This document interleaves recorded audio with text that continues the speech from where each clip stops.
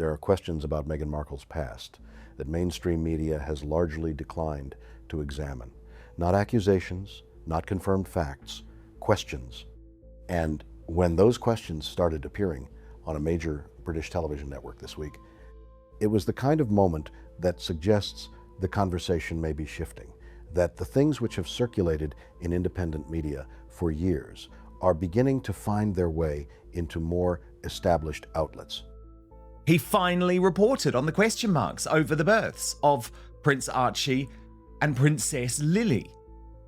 He heavily hinted what my friend Jessica Reed Krause of House and Habit on Substack has been reporting for some time, that Meghan Markle had a yacht girl past in the Mediterranean. And he even questioned Meghan's age. Now, I have spoken to the Markle family who want to come back on that particular accusation, but pretty much the rest was quite incredible to see.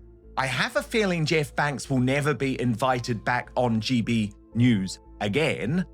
A commentator named Jeff Banks appeared on GB News this week and raised a series of questions about Meghan's background that have been circulating in certain corners of the internet for some time. Banks is not a fringe figure.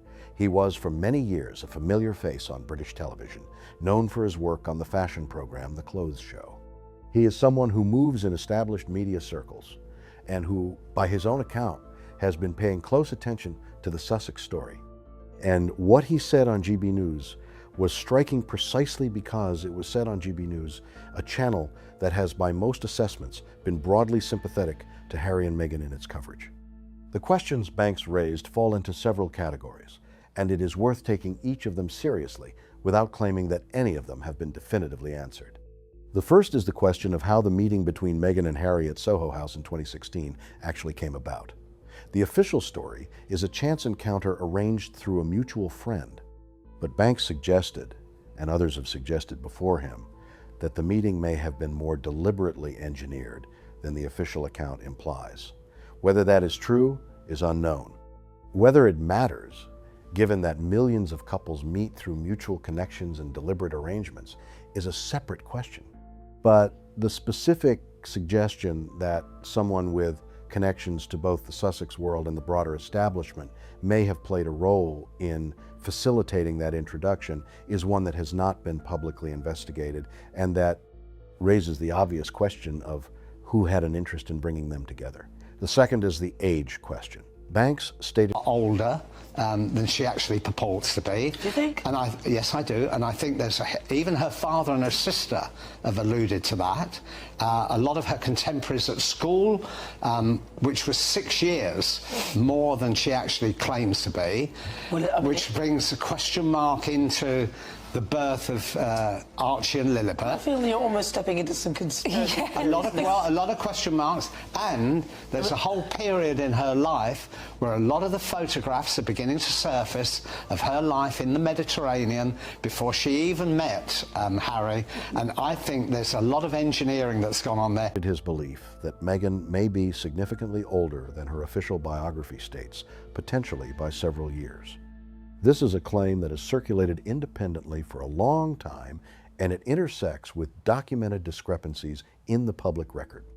The 17 magazine article from 1997 that listed an age inconsistent with the official birth year of 1981 has been referenced by Tom Bauer in his research. The original IMDb listing that showed a different birth year has been documented, and the Sears questionnaire from the same period that listed an age inconsistent with 1981 has been cited by investigators. None of this proves that Meghan is lying about her age. There are innocent explanations for discrepancies, clerical errors, misquotations, mistakes by third parties. But the consistency of the discrepancies, all pointing in the same direction, is something that Banks raised as worth examining. His point was simple. If the official biography is accurate, releasing documentary evidence would end the speculation immediately. The fact that this has not happened, despite years of questions, is itself a data point. It is important to note here that Samantha Markle, Meghan's half-sister, someone who clearly has complicated feelings about her sibling, has been vocal in disputing the age claims as they relate to the wider Markle family. She does not believe the family has been involved in any cover-up. That is worth stating clearly, because the age question should not be conflated with accusations against family members who have no documented involvement in any biographical management. The truth. Well, may I not a just say that if she's 6 years older than she purports to be, which is in her 50s or something, she looks good. Do you know what I mean? And that's a compliment. Right. Maybe instead of all this cooking stuff, she should actually launch a skincare range. But I don't think anyone will be buying that, though. It's all grifting. I think the American people hate her.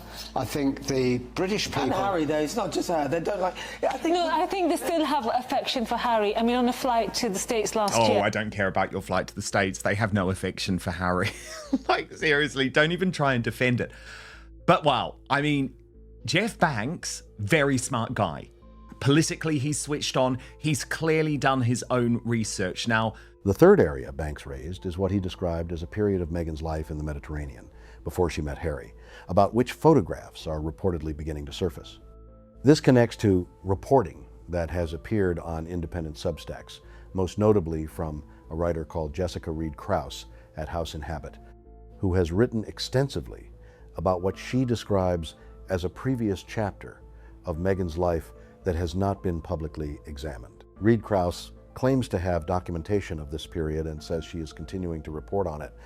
It would be irresponsible to present unverified claims about what Meghan may or may not have done before she met Harry as established fact. They are not established fact. They are the subject of ongoing investigation by independent journalists who say they have sources and documentation. The mainstream media has not verified or reported this material.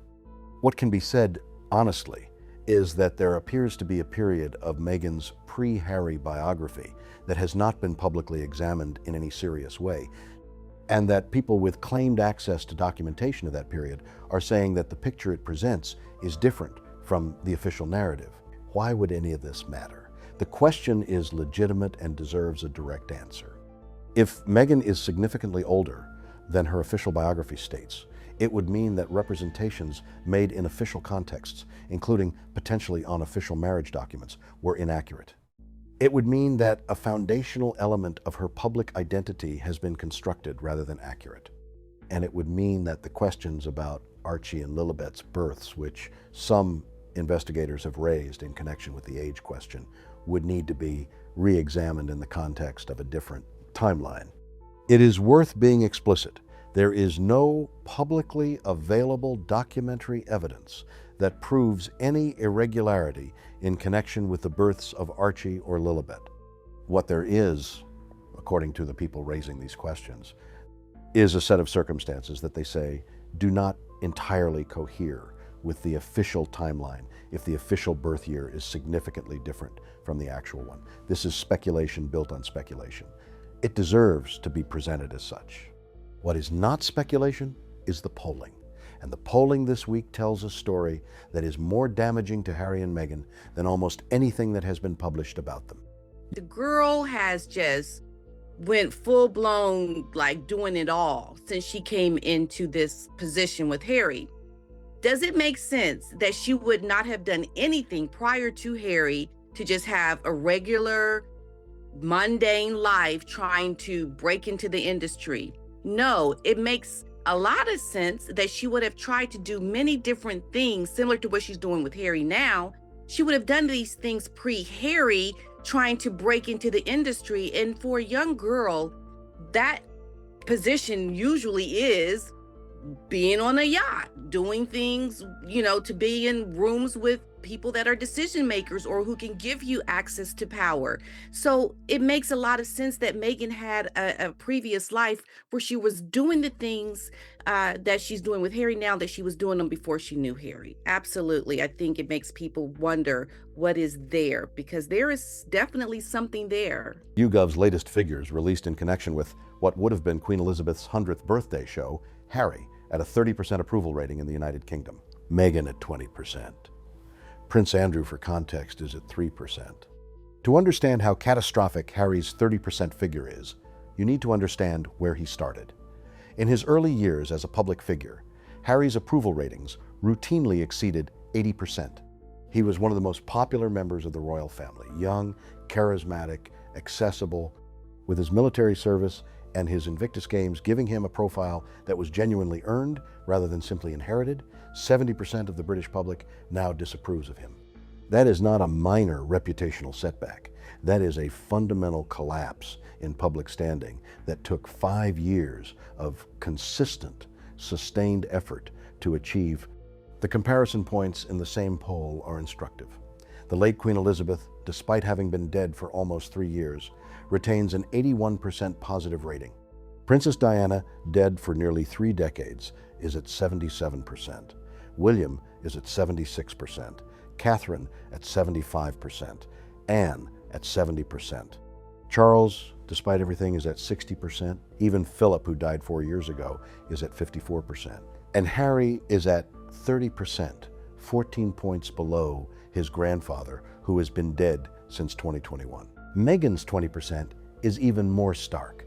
For someone who arrived in Britain with significant goodwill and genuine public interest, who was embraced by many people as a welcome addition to the royal family, to have arrived at a 20% approval rating is an extraordinary achievement in negative terms. It represents the successful conversion of almost every available opportunity to win public support into an opportunity to lose it instead. Now, I think is most interesting, Peter, is we need to discover who engineered that meeting. Because we've seen in Australia, haven't we, Marcus Anderson of the Soho House set, very much a member of the establishment, such a part of Meghan and Harry's marriage, even to today, when so many other people have been ghosted and gone by the wayside. They can't shake him off. And you do wonder if he played some type of part in engineering this, sort of bringing Meghan's past with this attempt to bring her into the royal family. Yeah, we can't forget who he knows. He has very high connections to powerful people that are in Meghan's world as we speak. So I believe there is some kind of connection to a higher up somewhere that we really don't know how or, who has orchestrated this, but the connection to the social circles are definitely there that piques one's curiosity about what it is, what it could be. Now let us connect these numbers to the Jeff Banks conversation and to the broader question of what the mainstream media's role has been in this story. Banks made the point, implicitly but clearly, that the mainstream media has not investigated Meghan's pre-Harry biography with anything approaching the rigor it has applied to other public figures of comparable fame and significance. For years, questions about her background have circulated in independent media and on Substacks, while major outlets have declined to pick them up. The reasons for this are presumably a mixture of legal caution, editorial sympathy with her stated victimhood narrative, and the sensitivity around race that has made robust scrutiny of Meghan more complicated than it would otherwise be. But the approval rating numbers suggest that the British public has formed its own assessment of Harry and Meghan largely independently of what any major outlet has reported or declined to report. 70% disapproval for Harry, 80% for Meghan. Those numbers did not emerge because people read investigative journalism about Meghan's past or the age question or the Mediterranean photographs. They emerged because people watched the Oprah interview and the Netflix documentary and the Australian hospital atrium and the Bondi Beach fashion listings and the 122 minutes at the retreat and the candles with the children's royal titles in the product descriptions. They formed their view from what they could see, and what they could see was sufficient. The Queen in all of this remains the fixed point. The 81% approval rating for a woman who has been dead for nearly 3 years is a statement about what enduring public trust actually looks like. It does not come from managing a narrative. It does not come from controlled media appearances and operational planning documents and strategic retreats for paying fans. It comes from decades of consistent, unglamorous, genuinely selfless service in which the person behind the role was never more important than the role itself. I do have to push back on one aspect of what Jeff Banks was reporting their P. Dinah, and it is in regards to the age question. Because, I'm friends with Samantha Markle, and she is absolutely convinced. She's seen this going viral again, P. Dinah, and she is absolutely convinced that it is totally wrong and totally unfair to suggest that the Markle family have been involved in any type of bid to cover up the truth about Meghan's age. And it is just worth me taking you through some of what she's actually said on this, P. Dinah. So Sam says she was 11 in 1975. They were still in Chicago at that point, P. Dinah. So she says, there's no way my sister could only be 10 years younger than me. The story about Alistair Bruce's husband at the Queen's funeral captures something essential about that service. Bruce is a long-standing royal commentator who knew the Queen. His husband attended the funeral and was given a seat in the front row, a specific individual act of consideration by the Queen, who had apparently ensured that Bruce's husband would have a good vantage point, knowing that Bruce himself would be broadcasting and unable to be with him. It is a small thing. It is not a policy decision or an institutional announcement. It is someone thinking about another person's experience and acting on that thought. And Bruce, who discovered this only later, was so moved by it that he had to leave the broadcast temporarily to compose himself. That is what genuine service looks like. Not the performed service of a Bondi Beach visit that generates Fashion Commission listings within hours of concluding. Not the managed service of a hospital atrium designed to produce photographic content, but the quiet, private, uncredited service of someone who noticed that a man who mattered to someone she valued would be alone at an important moment and made sure he was not. Harry and Meghan's 30 and 20% approval ratings exist in contrast to that standard. And the contrast is the entirety of the judgment that needs to be made. Not the age question, not the Mediterranean speculation, not the Soho House engineering theories. Just the simple observable comparison between someone who served and was loved for it and two people who left and performed service while charging for access and listing outfits at terrorist attack sites and were assessed accordingly by the public.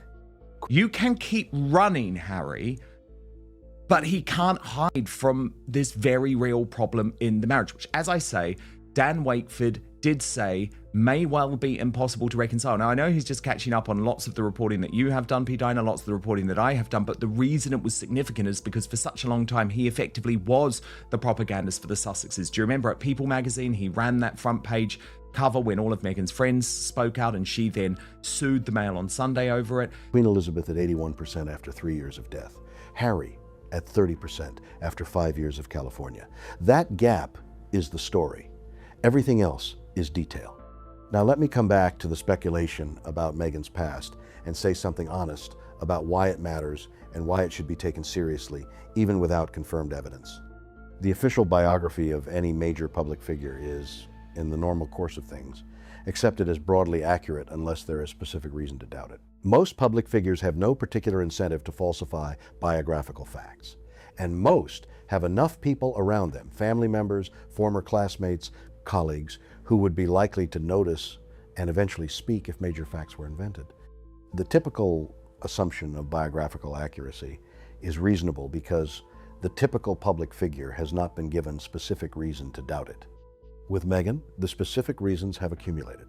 The 17 magazine discrepancy, the IMDb listing discrepancy, the Sears questionnaire discrepancy, the fact that Tom Bower, one of Britain's most meticulous and legally careful investigative biographers, devoted significant research energy to the age question and found the documentary record inconsistent with the official account. These are not the usual grounds for biographical speculation. They are specific documented discrepancies that point in a consistent direction. That does not make the speculation confirmed, but it does make it something other than baseless conspiracy theory. It makes it an open question, a question that the person with the most relevant information, Meghan herself, has the clearest possible means of answering. And the continued non-answer, year after year, as the question persists and the independent reporting continues, is itself significant. An innocent person with clean records has every reason to release them. The absence of that release in this specific context is data. The mainstream media will eventually have to decide whether to investigate seriously or to continue declining.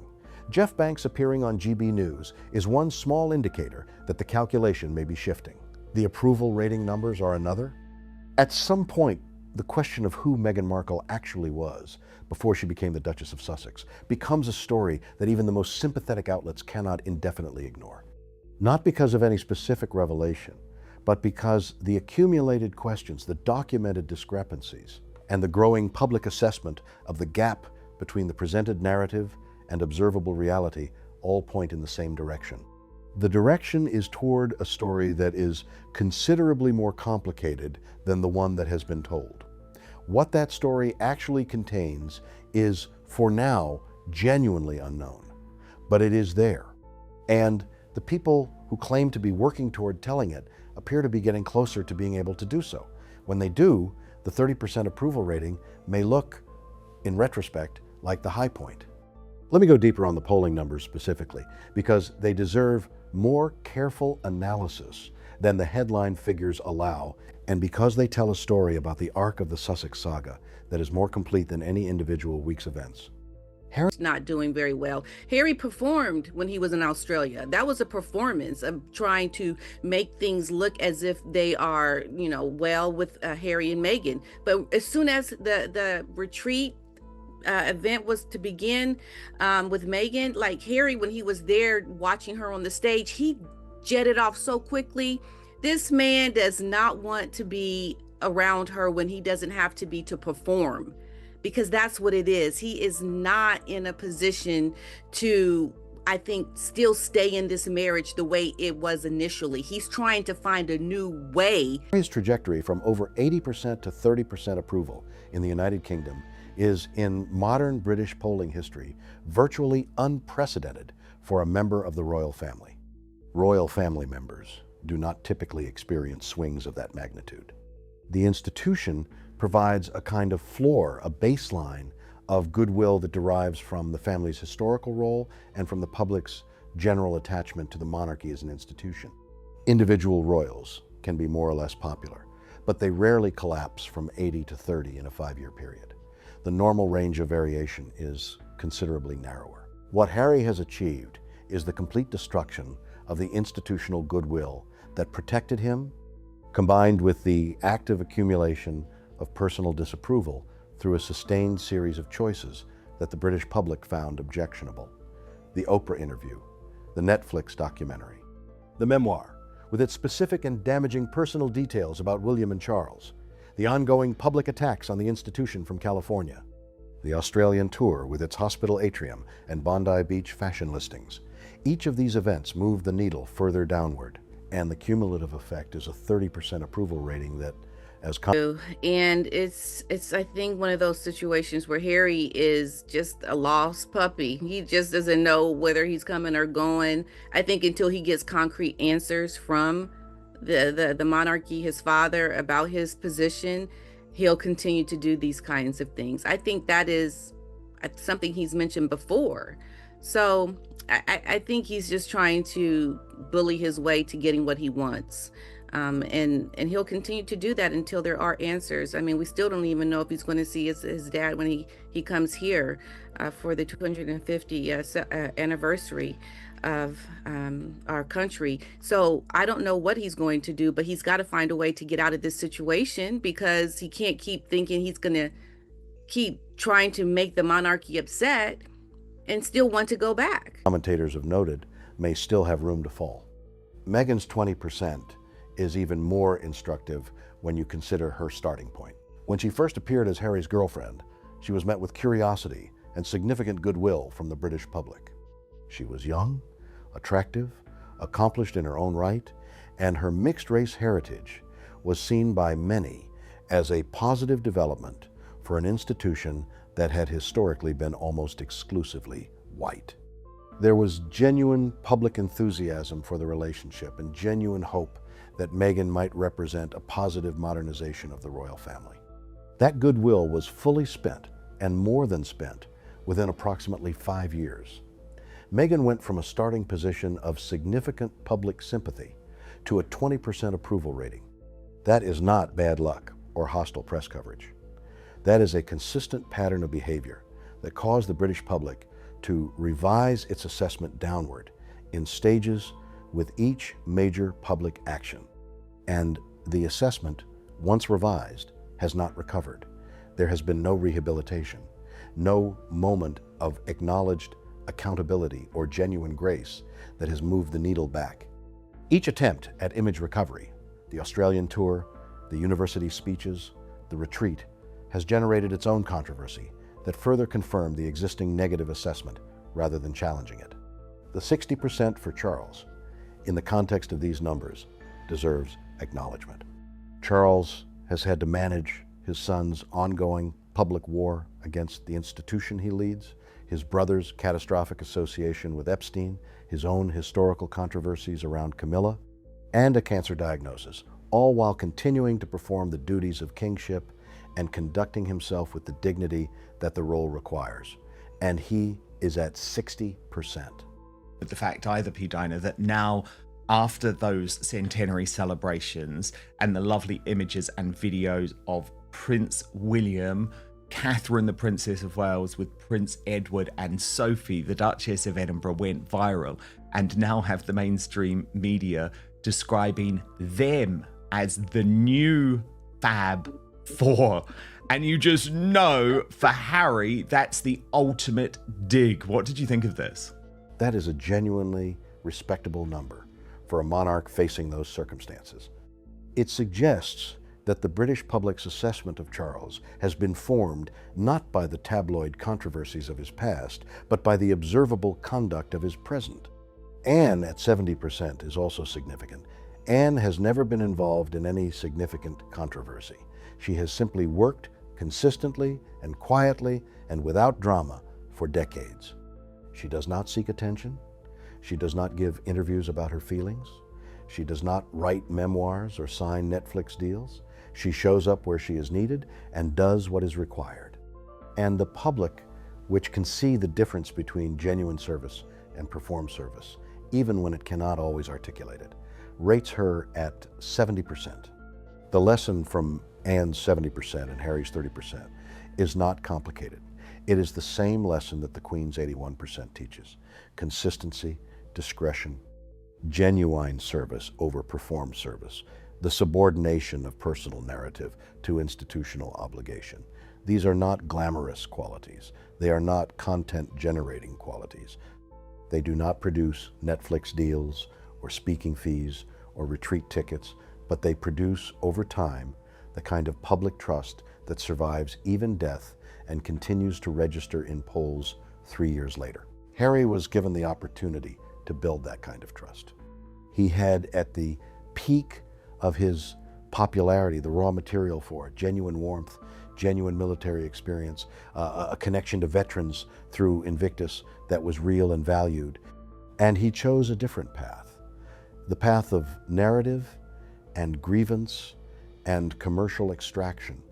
And the British public has assessed that path with the clarity that 30% approval represents. Like, yes, and I think this is one of those images that really shows Harry he has lost his way completely, because he was supposed to be a part of that. And I believe he still wants to be a part of that. He wanted so desperately for Meghan to fit in, to be a part of this. And I think he feels slighted. He feels like, yeah, they're moving on. They're replacing me now. And I think it's going so deep for Harry right now to see how he is becoming further and further away from the inner circle of the royal family. He can't bear it. It is so hard for him. So he has to still continue to appear royal-like. And this is why he jets off. This is why he does all these different things, because he's trying to get away from the noise and what he sees that is hurting him.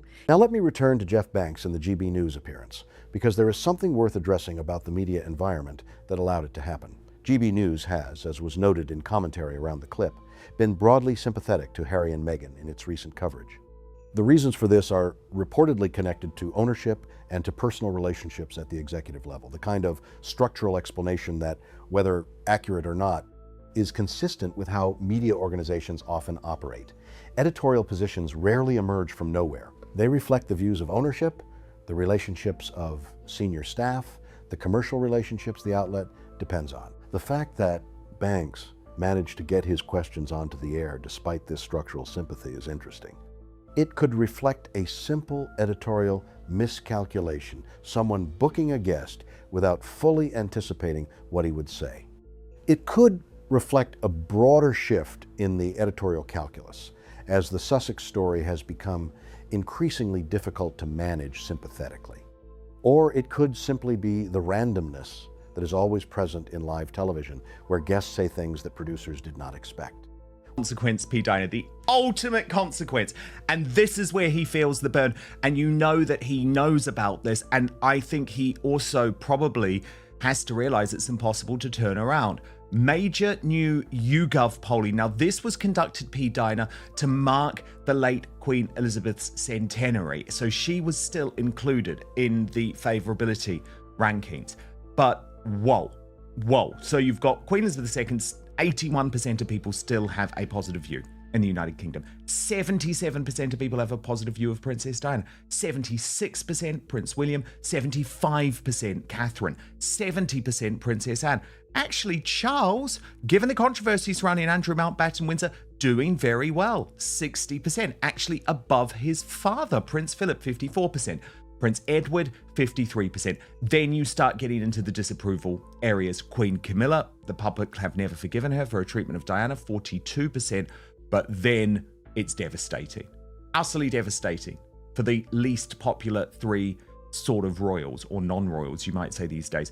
Prince Harry, 30%. Now, P. Diner, he used to beat the Queen in some of these polls. So he's gone from over 80% to 30%. Whatever the explanation, the clip has circulated widely and has been seen by significantly more people than watched the original GB News broadcast. The things Banks said, the Soho House engineering question, the age question, the Mediterranean period, have now been heard by a considerably larger audience than would otherwise have encountered them. And the response from that audience, at least in the corners of social media where this story is actively discussed, suggests that there is appetite for exactly the kind of investigation Banks was calling for. Whether that investigation will happen in the mainstream media is genuinely uncertain. The legal risks around unverified biographical claims about a living person who has demonstrated willingness to litigate are real. The editorial sensitivity around race and the risk of being accused of a racially motivated investigation is real. The personal relationships between certain royal correspondents and the Sussex communications machine are real. All of these factors have contributed to the mainstream media's relative silence on these questions. Yeah, and I think it can get lower. I mean, I think the legacy that the Queen and Diana has left is so strong that they will stay pretty high up, and that says a lot. And I think Harry sees his legacy, or what he's leaving behind, his mark on the monarchy is dwindling, and that cannot be good for, I think, his self-esteem. But the silence cannot be permanent. The independent reporting on Meghan's background is growing more specific and more documented over time.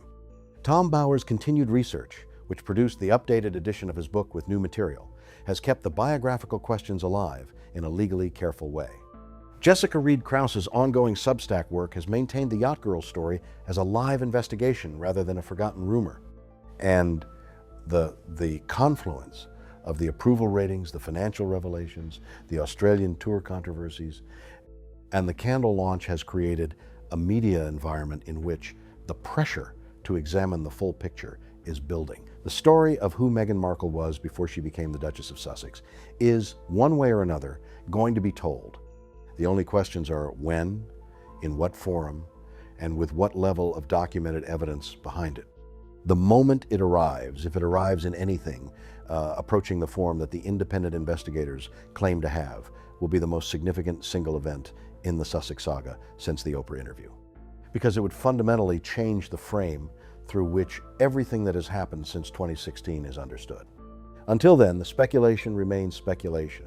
The questions remain questions. The discrepancies remain documented but unresolved. And Harry remains at 30%, Meghan at 20%, while the woman they left behind, whose 100th birthday this week was the occasion for the YouGov poll that produced these numbers, remains at 81%, 3 years after her death. That differential is the entire story.